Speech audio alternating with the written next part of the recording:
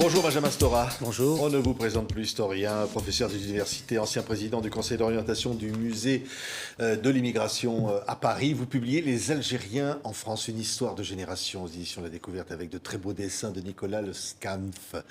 C'est une histoire dont vous avez dit dans une interview à Libé, du silence des Algériens qui ont combattu pour l'indépendance est né un trou de mémoire. Et au fond, cette BD, elle est destinée à quoi? À combler ce trou de mémoire? Oui, en partie, bien sûr, parce qu'il s'agissait pour moi, à partir d'un travail, un vieux travail académique, qui était ma thèse d'État sur l'histoire de l'immigration algérienne, de m'adresser à un public beaucoup plus large, c'est-à-dire des jeunes générations qui ne connaissent pas forcément l'histoire de leur père ou de leur grand-père, Oui. mais vivent dans cette espèce de présent, quelquefois conflictuel avec la France d'ailleurs. Donc l'essentiel, c'est de pouvoir essayer de remonter un peu le temps et de se situer, de se repérer dans cette temporalité historique qui démarre au lendemain de la Première Guerre mondiale, grosso modo, puisque la bande dessinée couvre un siècle d'histoire entre 1920 et 2020. Oui, mais quand vous parlez de trou de mémoire, au fond, ça provoque quoi? C'est qu'au fond, les Algériens, y compris les Algériens de France, ne connaissent pas leur histoire. Eh bien, ils la connaissent mal, selon moi, parce que cette histoire, elle a été fracturée de différentes manières.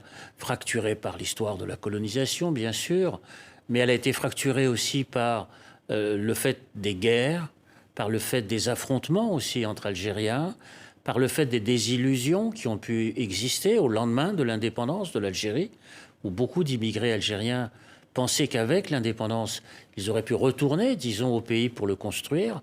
Donc il y a eu effectivement cette désillusion et donc ce silence à partir de là, parce que bon nombre d'entre eux avaient espéré dans l'indépendance de l'Algérie. Oui. Et donc à partir de là, eh bien, dans la désillusion peut-être des années 62, 70, etc., eh bien, il y a eu un silence peut-être qui s'est installé à l'intérieur de cette immigration très Oui, particulière. mais est-ce que ça veut dire qu'il y aurait aujourd'hui, du fait de ce silence, de ce trou de mémoire dont vous parlez, une sorte de malaise, encore aujourd'hui, entre l'Algérie et la France, qui se comprendrait ainsi? Bien sûr qu'il y a toujours ce malaise parce qu'il y a une incompréhension qui naît de la méconnaissance réciproque. Les Français connaissent mal, dans le fond, l'histoire des Algériens, connaissent mal l'histoire de la conquête de l'Algérie, qui a duré quand même 50 ans, cette histoire de conquête, qui a été terrible, soit dit en passant.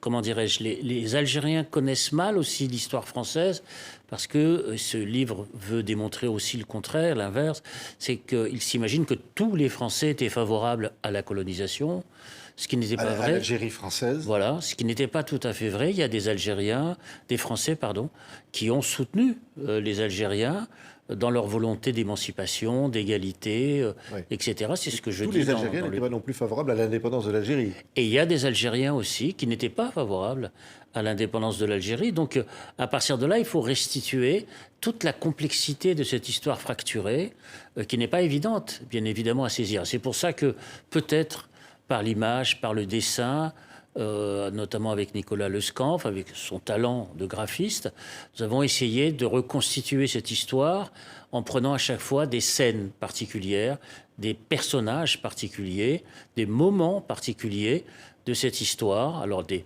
scènes comme par exemple, bien sûr, la vie quotidienne dans les cafés-hôtels, par exemple, le fait d'écouter de la musique, l'importance aussi de la construction de la Grande Mosquée de Paris, ça c'est très important, notamment pendant la Seconde Guerre mondiale et le rôle qu'elle a pu y jouer, mais aussi des scènes qui se sont déroulées pendant et après la guerre d'Algérie. Et puis des personnages, Oui. des personnages dont je parle, qui ont été, pour certains d'entre eux, mis au secret pendant de très nombreuses années, comme Messali Hadj, par exemple, qui a été un des fondateurs du nationalisme algérien, ici, en France, et qui a lancé avec d'autres compagnons, notamment originaires de la Kabylie, comme Radjef Belkacem, Imach Amar, qui ont lancé l'Étoile nord-africaine, qui est devenue la première grande organisation politique algérienne avec le Parti du peuple algérien. Donc j'ai aussi voulu donner un visage, disons, à tous ces personnages. Mais on pourrait vous dire, Benjamin Sorel, il y a évidemment des moments heureux de concorde. On pense à cette image Zinedine Zidane, dont le visage orne l'Arc de Triomphe au moment de 98, la Coupe du Monde de football. Et puis des moments terribles, les moments où il y a des massacres à Paris, les moments des affrontements, les moments, y compris au sein même de la communauté algérienne. Oui, vous avez raison de souligner le fait que lorsqu'il y a en 1998 le portrait qui vient s'afficher sur l'Arc de Triomphe après la victoire de la Coupe du Monde de football de l'équipe de France, c'est effectivement un moment de fraternité, un moment de joie, d'illusion aussi, sur la possibilité peut-être d'effacer les blessures du passé et de recommencer une histoire. Et puis, vous avez raison de le dire aussi, il y a eu des moments très très durs dont certains sont encore très peu connus, comme par exemple le fait que le 14 juillet 1953, dont on parle dans le livre, une manifestation d'ouvriers algériens, disons, a été réprimée par arme à feu. Et ça a créé un émoi considérable parmi cette immigration. Et puis le 17 octobre 61 aussi, le président de la République, d'ailleurs, Emmanuel Macron, avait rendu hommage en 2021 à ces travailleurs algériens qui étaient tombés ce jour-là, le 17 octobre 1961. Donc il y a par conséquent, oui, vous avez raison de le dire, il y a à la fois une vie quotidienne, une vie sociale, une vie culturelle aussi qui est très importante dans l'immigration, parmi les chanteurs, parmi les musiciens, parmi les artistes, parmi les intellectuels. Des grands intellectuels ont vécu en France, des grands écrivains, comme Kateb Yassine, par exemple aussi, Mohamed Dib, bien entendu. Et puis, il y a aussi des moments de conflictualité. Il y a des moments d'affrontement, il y a des blessures, bien sûr, des douleurs. Qui reste. Alors, vous intitulez en sous-titre une histoire de génération au pluriel. On pourrait vous dire, Benjamin Stora, oui, génération, la première, la deuxième, la troisième génération. Il y a de grandes différences entre ces générations. Au fond, si on parle de maintenant, est-ce qu'aujourd'hui, on parle encore, on dit les Algériens, mais aujourd'hui, est-ce qu'on pourrait dire ce sont des Français? Bien sûr. Est-ce qu'ils se sentent français aujourd'hui, cette génération? Bien sûr, vous avez raison de signaler les différentes de temporalité. Il y a effectivement une génération qui vient, qui sont des travailleurs d'origine paysanne en France, notamment dans l'entre-deux-guerres. Ils sont environ 100 000, principalement originaires de la Kabylie. Vous avez la génération de ceux qui arrivent par la migration familiale, dans les années 50-60, bien sûr. Et puis vous avez aussi la migration à partir des années 80-90. Donc c'est pas tout à fait effectivement le même type de personnes qui viennent vers la France et qui n'ont pas le même type de rapport à la France. Il est évident que pour les générations qui arrivent dans les années 20, 30, jusqu'aux années 50, 60, il y a l'espérance, disons-le franchement, d'une égalité politique par l'indépendance de l'Algérie. Mais dans la génération qui arrive, disons, après, il y a celle qui est désillusionnée, quelque part, par ce qui s'est passé, et puis la génération qui a fui aussi les massacres, qui a fui de ce qu'on appelle la décennie sanglante en Algérie des années 90. Il y a eu énormément de morts, beaucoup d'intellectuels assassinés, on l'a oublié aujourd'hui. Ça a été une période très sombre, une période effroyable, qui est aujourd'hui mieux connue. Je pense notamment au roman qui vient de sortir de Kamel Daoud sur cette question-là, mais il y a d'autres romans qui ont été publiés sur malheureusement, cette décennie sanglante, cette histoire terrible, et qui a provoqué la fuite d'Algérie de beaucoup de médecins, d'intellectuels. Là, on n'est plus dans la même catégorie. Oui. Et donc, pour en revenir à votre question, il y a ceux qui viennent en France, disons, en se voulant algériens et récupérer leur nom d'Algérien. Dans les années 20, dans les années 30, dans les années 50, ils veulent être, disons, des Algériens, disons, à part entière. Et puis il y a ceux qui veulent, disons, rester fidèles à la mémoire de leur père ou de leur grand-père, mais qui se sentent et qui se vivent comme profondément français. Oui. C'est-à-dire profondément, j'allais presque dire, sur un mot très connu et galvaudé, d'intégrer dans la société française. En fait, ils veulent effectivement être à la fois profondément français et se vivre comme tel, et en même temps, bien sûr, rester loyal et fidèle par rapport à la mémoire de leurs grands-parents. Oui, il y a un attachement à l'Algérie. Oui. On voit d'ailleurs manifester parfois ce qui peut agacer l'extrême droite ou d'autres. On le voit des drapeaux algériens sur les Champs-Élysées parce qu'il y a Zinedine Zidane ou d'autres dans une équipe de football. Parce qu'au fond, ou quand c'est l'équipe d'Algérie qui joue. Oui, vous savez, c'est le cas de beaucoup d'immigrations. L'immigration portugaise, quand elle joue, vous allez dans des cafés portugais, il y a beaucoup de drapeaux. On reste attaché à cette terre, même si on ne l'a pas vraiment bien connu. Ça fait partie de l'histoire de l'immigration. Mais dans le cas algérien, effectivement, vous avez raison de souligner qu'il y a une singularité. C'est qu'il y a eu conflictualité. C'est qu'il y a eu guerre. C'est qu'il y a eu affrontement. Ça n'est pas refermé. Donc c'est pas tout à fait la même chose que les autres immigrations.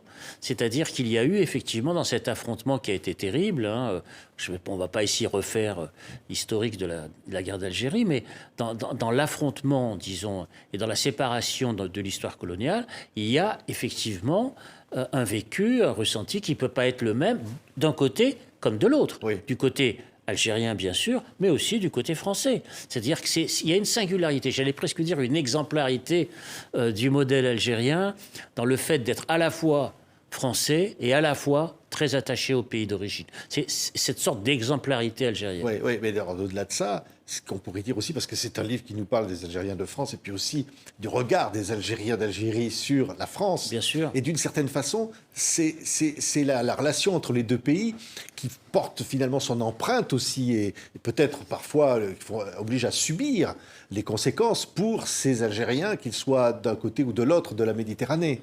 Oui, parce que au fur et à mesure du temps qui a passé, un siècle d'histoire, c'est beaucoup. C'est-à-dire qu'il faut réaliser que la présence algérienne en France est ancienne. Les Algériens n'arrivent pas. Ils sont déjà là depuis très longtemps et leurs enfants, petits-enfants, arrière-petits-enfants sont maintenant complètement devenus français. Mais cette question-là crée aussi, j'allais presque dire, une sorte d'espace mixte qui existe entre la France et l'Algérie. Un espace mixte culturel. C'est-à-dire dans cette diaspora, puisque c'est le terme qu'on utilise plus volontiers aujourd'hui que le vieux terme d'immigré, parce qu'on l'utilise de moins en moins. Quand on dit diaspora, ça veut dire en fait des gens qui se vivent en circulation d'exil, mais attachés quelque part par la foi, par la religion, la culture, la musique, les croyances, au pays d'origine. Donc cet espace mixte culturel, il est fort de plusieurs millions de personnes entre les deux rives de la Méditerranée. C'est à la fois, bien sûr, quelque chose de difficile à concevoir, mais ça peut être un atout aussi pour la France, du point de vue de sa diplomatie, de son économie, de son rapport à l'Afrique. C'est aussi cela. Et c'est ça qu'il faut gérer en permanence. C'est ça qu'il faut, disons, accepter en permanence, ce qui n'est pas évident. Oui, d'autant plus qu'on entend vouloir remettre en cause les accords spécifiques d'immigration entre l'Algérie et la France, et puis un discours un peu dur, on va dire, à l'égard peut-être de cette immigration aujourd'hui qu'on entend dans le discours politique. Peut-être que c'est une survivance, une trace archaïque de ce qu'a été l'histoire antérieure, aussi des rapports conflictuels nés de l'histoire coloniale entre la France et l'Algérie. Mais il faut sortir de cet archaïsme, disons, de la trace ancienne, c'est-à-dire celle du conflit et de la guerre. Il faut essayer d'en sortir. C'est tout le sens du travail que j'ai essayé de mener avec le rapport que j'ai remis au président de la République et des préconisations. On en est sorti là aujourd'hui, alors que l'Algérie réintroduit un couplet anti-France dans son hymne. On n'en est pas sorti, puisqu'on entend de part et d'autre de la Méditerranée des accusations, des arrière-pensées sur ces questions-là. Mais quand même, du point de vue, je l'ai vu personnellement lors de la sortie de mon rapport, dans la nouvelle génération, des gens qui sont étudiants, qui ont 20 ans, qui ont 25 ans aujourd'hui, ils ne comprennent pas. Oui. Ils veulent changer ça. Ils ne comprennent pas la question de l'hostilité. Pour eux, vous savez, ils regardent cette histoire coloniale de la France, de la guerre, un peu comme dans ma génération, on regardait la guerre de 14. C'est-à-dire pour eux, c'est extrêmement ancien. Ils en ont marre qu'on leur parle de la guerre d'indépendance. Il y a à la fois le fait de vouloir sortir de cette histoire de conflictualité perpétuelle, et à la fois, bien sûr, et c'est classique, le fait de rester fidèle à la mémoire des parents. Ça, il ne faut pas non plus se dissimuler ça. L'Algérie est une nation jeune, donc le nationalisme est quand même très fort, mais il faut aussi sortir des traumatismes disons, Tourner la de la page mémoire de guerre. de la guerre d'Algérie. Tourner la page, mais sans la déchirer. C'est toute la difficulté, toute la difficulté de l'exercice mémoriel, précisément. C'est pouvoir essayer de tourner cette page en la gardant quand même et en la conservant, en la lisant quand même. Ce qui nous ramène naturellement à la question de l'éducation nationale, naturellement, ce qui nous ramène à le fait de publier énormément de choses nouvelles à travers la bande dessinée, à travers les romans, à travers la littérature, etc. Donc il y a effectivement ces moyens, cette possibilité d'élargir, disons, la connaissance. Le rôle de l'éducation nationale, à mon avis, joue un rôle tout à fait fondamental. Mais vous diriez aujourd'hui, Benjamin Stora, il y a une vraie fraternité entre Algériens et Français. Je ne parle pas entre l'Algérie et la France, mais entre les Algériens et les Français. Ce que je peux dire tout au moins, c'est que les Algériens et les Français se connaissent et se reconnaissent très facilement. Par la culture, j'allais presque... Vous savez, les Algériens sont profondément, profondément républicains. Il y a une culture républicaine dans la société algérienne qui est très forte. Donc ils voudraient s'aimer, mais on a toujours l'impression qu'on n'est pas au bout. Oui, bien sûr, parce que le poids de l'histoire est tellement fort. 132 ans de présence française ne peuvent pas s'effacer d'un trait ou par un rapport ou par un seul discours. Il faut une succession de gestes symboliques. Il faut continuer à travailler, à faire des émissions comme celles qu'on fait en ce moment et qui est regardée de l'autre côté de la Méditerranée, en Algérie, très regardée. Donc pour pouvoir se comprendre, s'estimer, quand je disais tout à l'heure les Algériens sont profondément républicains, les Français aussi, qui ont voulu et qui veulent toujours l'égalité dans leur société. Donc, par conséquent, on n'est pas si éloigné que cela, contrairement à ce qu'on voudrait nous faire croire à travers un certain nombre de discours. Ce lien, il est là. C'est-à-dire, au fond, on a l'impression que les Algériens aussi se passionnent pour l'histoire, l'actualité en France, qu'ils ont beaucoup une famille ou quelqu'un qu'ils connaissent de l'autre côté. Il y a une diaspora. Il y a un lien qui est de toute façon physique, très fort. Il y a un lien physique extrêmement fort, la langue. Il ne faut pas oublier la langue française, bien sûr, qui est en partage, disons, de cette histoire entre la France et l'Algérie, qui est très très forte. Maintenant, il est évident, et il ne faut pas le nier, on se heurte à des difficultés, à des forces politiques qui ne veulent pas précisément de ce rapprochement. Des deux côtés de la Méditerranée. Des deux côtés de la Méditerranée, qui n'entendent pas que ce rapprochement s'opère, qui font tout, disons, pour que ça ne se fasse pas. J'ai été moi-même quelquefois violemment attaqué d'une rive à l'autre de la Méditerranée, parce que depuis maintenant, vous savez, ça fait presque plus de 40 ans que j'écris sur cette histoire, parce que j'ai voulu effectivement à chaque fois faire en sorte que l'un manifeste de l'empathie par rapport à l'autre. Vous avez l'impression qu'au fond, qu'ils le veuillent ou non, la France et l'Algérie ont un destin commun.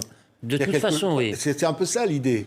Oui, parce que de toute façon, l'Algérie étant le plus grand pays d'Afrique, il a la plus grande frontière maritime avec l'Europe, il a la plus grande frontière saharienne avec l'Afrique. Donc de toute façon, pour la France, il y a la nécessité, entre guillemets, de s'entendre avec l'Algérie. C'est le plus grand pays d'Afrique du Nord par sa double frontière, à la fois méditerranéenne et saharienne. Et ça, on ne pourra jamais éviter cela. C'est ainsi, c'est le legs de l'histoire. Oui, ça c'est la nécessité, mais le cœur. Eh ben, le cœur, est-ce que le cœur suit? Le cœur vient de toute façon. Dans l'échange, dans la circulation, dans la diaspora culturelle, dans les films, dans les échanges, dans la musique, à travers toute une série de choses. Ça suit, ça avance. Ils sont condamnés à s'aimer, au fond. Vous irez plus loin encore, mais là, peut-être trop loin. S'aimer, je ne sais pas, parce que vous savez, l'amour, c'est quelque chose de très compliqué. Mais dans l'amour, il y a aussi de la fascination, il y a de la haine, il y a de la répulsion, il y a tout ça dans l'amour. Hein. C'est très, très complexe. Là. Les couples sont toujours très difficiles à fabriquer.